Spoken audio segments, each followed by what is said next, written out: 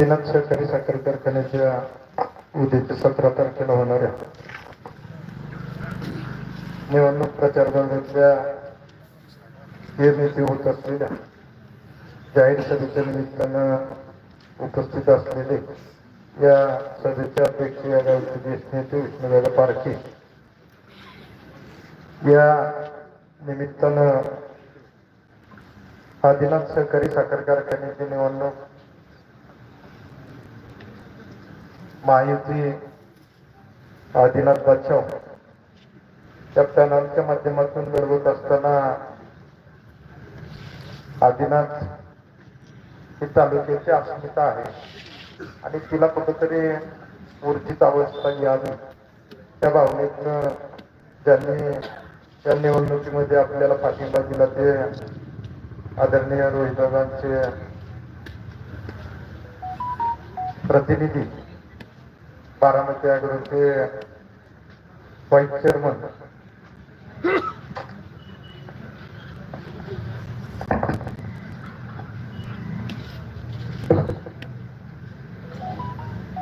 गुळव्यावा या निमित्तानं व्यासपीठावरती उपस्थित असलेले वेळाबाई मी नाम उल्लेख टाळतो. या पॅनलचे सन्मान्य सर्व आमचे उमेदवार केमानी या परिसरातील प्रमुख पारखेसाहेब अशोक तळेकर, संदीप तळेकर, दशरथ तळेकर, गोरख तळेकर, कांतीलाल चव्हाण, गोरख पारखेसर, शरद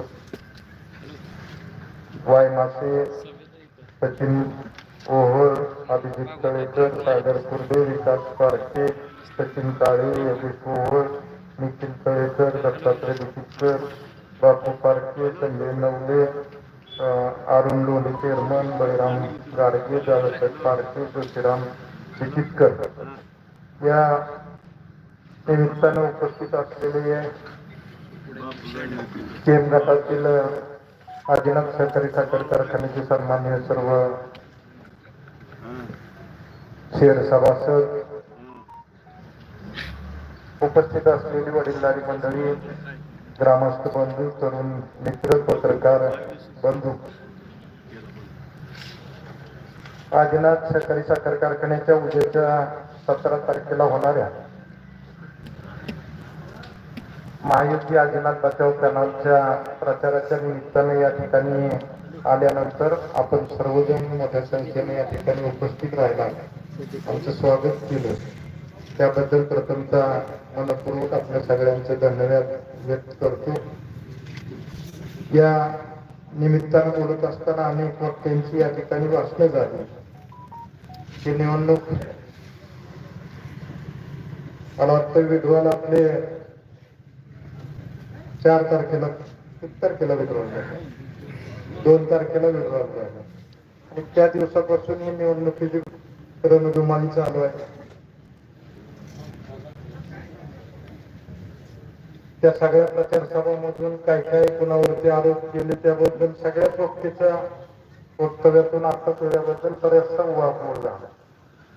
या निमित्तानं मी आपल्या सगळ्यांना विनंती करायला आलो की तुमची आदिनाथची निवडणूक लागल्यानंतर तुम्ही बघितलं असेल की सुरुवातीला ही निवडणूक एवढी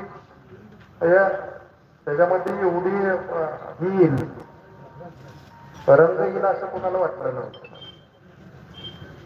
कारण सगळ्यांनाच वाटत होतं की आपल्या आपल्या पद्धतीने, कारण गटातटाचं राजकारण पहिल्यापासूनच बघतोय आपण. कारण ह्यात आता कुठल्या संस्थेत कोणी कुणा संघ जाऊन काय करायचं राहिले असं मला वाटत नाही. सगळ्याचा येडा झालेला आहे सगळ्या.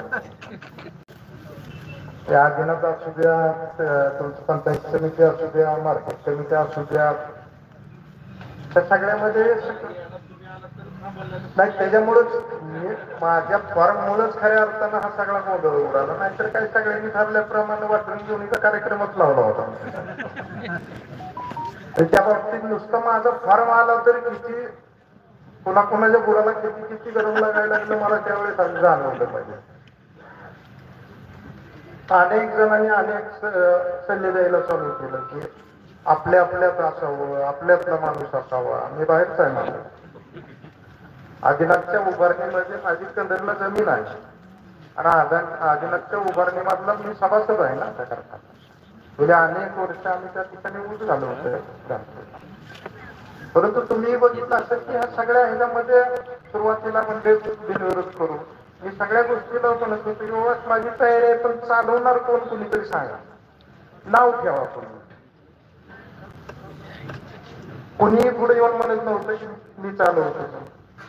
आता मी या ठिकाणी नम्रपणे सांगेन की ह्या प्रक्रियेमध्ये मी जे कारखान्याला उभारलो ते माझं राजकारणातला पराभव झाला म्हणून कारखान्याच्या नादी लागलो असं नाहीये बिलकुल. मी सांगतो तुम्हाला, मी या नैतिकतेला हा कारखाना लढवतोय की काहीच नसताना माझं कुठलंही फार योगदान नसताना सुद्धा लोकांनी मला आमदार केलंय ना या तालुक्यात. 14च्या निवडणुकीपासून माझा संबंध या तालुक्याचा जवळ न आला. 14ला तर कसलाच संबंध नव्हता, गावच माहित नव्हतं, तरी मी तुम्ही 19,000 मतं मला दिली आणि माझा पराभव किती मतांनी झाला? 20-21,000 मतांनी, 2100-2200 मतांनी पराभव झाला. त्यानंतर पुन्हा मला संधी काम करण्याची कुठेतरी जोडी मिळली जिल्हा परिषदेचा अध्यक्ष झाल्यानंतर. तोपर्यंत तालुक्यात माझ्या माध्यमातून काय काम करू शकतो हे ह्यासाठी सांगतोय की कारखाना मी लढवतोय की अनेक जणांनी त्याच्यावरती आरोप करायला सुरुवात केली की आता आमदारकी गेली म्हणून कारखान्याच्या माध्यमातून पायरा व्हायला चालू करायला. आता मी तुम्हाला प्रॅक्टिकली सांगतो, आबा पण ह्या गोष्टीतले तज्ञच आहेत सगळ्या कारखानदारी. त्यांचं कर्तृत्व इतकं आहे की मला आदिनाथ लढवायची गरजच नाही. ते सांगतो तुम्हाला, उद्या हा कारखाना तुम्ही माझ्या ताब्यात नाही दिला तर 6 महिन्याला हा लिलाव आल्यावर मला घेता येतो हे तुम्हाला माहित नाही. मग आता बघा, माझ्यासारखा एवढा बारीक सारीक गोष्टीतनं कारखानदारी असेल, उद्योग असेल, यातला आलेला माणूस, मला जवळचा रस्ता कुठलाही कळतोय ना, तरी सुद्धा मी हे उदाहरण कशासाठी उचलतोय मला सांग. इथल्या लोकांनी कुठंतरी मला ह्या सगळ्या ह्याच्यामध्ये माझ्यावरती विश्वास ठेवला. मला या तालुक्याचं नेतृत्व करायची संधी सगळ्या मंडळींनी. त्याही 5 वर्षाच्या कालावधीमध्ये 2 वर्षाची कोविडची कालखंड असताना सुद्धा मी माझ्या परीनं जेवढा या तालुक्याच्या विकासासाठी प्रयत्न करायचा तो कुठल्याही प्रकारचा भ्रष्टाचार न करता, कुठल्याही प्रकारचं चुकीचं राजकारण न करता चांगल्या पद्धतीने या तालुक्यामध्ये 3-3.5 हजार कोटी रुपयाच्या विकासाच्या प्रक्रियेला या ठिकाणी हातभार लावायचा प्रयत्न केला. दुर्दैवाने ठीक आहे, राजकारणाची पद्धत राजकारणाने चालते. माझा पराभव झाला, शेवटी लोकांची प्रक्रिया जे असेल ते लोकांचा निर्णय आहे आणि त्याच्यामुळं पुढं ह्याचा अर्थ पराभव झाला म्हणून मी तुम्हाला सगळ्यांना सोडून द्यायचा असाही होत नाही ना. माझी नैतिक जबाबदारी आहे की तुम्ही सगळ्या मंडळींनी पराभव होत असताना सुद्धा मला 43,000 मतं दिली. ती काय कमी नाहीत ना. आज 42,000 तरी मतं काय कमी आहेत? आज तुमच्या 30-40 वर्षाच्या 2 पिढ्याच्या राजकारणातली अवस्था काय झाली सगळ्यांची मला माहित आहे ना. डिपॉझिटीवर सुरू झाले ना. ह्याही गोष्टीची मला त्या ठिकाणी नैतिक जाण आहे ना. आणि त्यामुळं या आदिनाथ कारखान्याच्या निवडणुकीमध्ये मला सोपा मार्ग हा असताना राजकारणच करायचं म्हणलं तर हे मी सांगितलं की तुम्हाला एवढी कर्तृत्व नाही की मुख्यमंत्री येऊन सुद्धा काय गाळप करते ते तुम्ही बघितलंय.